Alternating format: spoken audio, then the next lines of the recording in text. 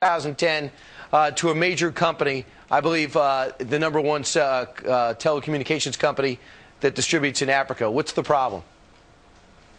Well, the problem is this. As Greta Van Susteren reported last night, she was unsure as to why this story hasn't gained more traction in the United States. But it's only this week, thanks to the Washington Post breaking the news of this speaking engagement, that the eyes now are starting to look at foreign sources. Papers in Israel, papers in South Africa are reporting about the NTM group, which Fluff spoke for a fee of $100,000.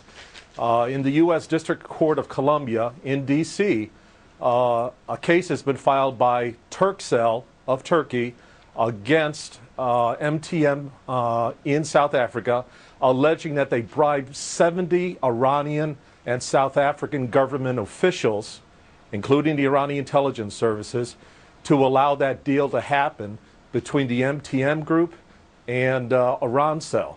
And so the pieces that are coming to light here are fascinating, to say the least.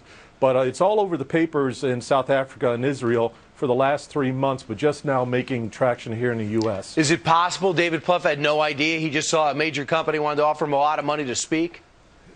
Brian, you would like to think so, but as far back as 2006, Undersecretary of Treasury Levy, who spent 2 years in the Obama administration, said that Irancell was, without a shadow of a doubt, beyond a shadow of a doubt, part of the Iranian Revolutionary Guard, of course, who provides all the funding and training to Hezbollah and Hamas and other terrorist groups. So that's been known since 2006. That 2008, go ahead, finish.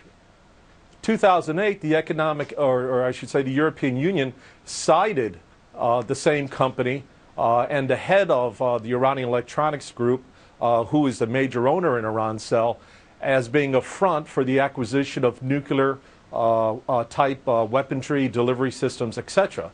So it's almost like a James Bond novel as far as the relationships here. All right, let's just hear what Jay Carney had to say when he was asked about this speaking arrangement. Let's listen. Okay. Criticism of Mr. Plouffe now for issues and controversies that developed much later is simply misplaced, and I think you noted where the criticism is coming from, the RNC. You know, I don't recall similar criticism from the RNC when senior members of the George W. Bush administration, prior to taking office, had given paid speeches to companies that, in the case of Credit Suisse and UBS, were cited for violations regarding the financing in Iran.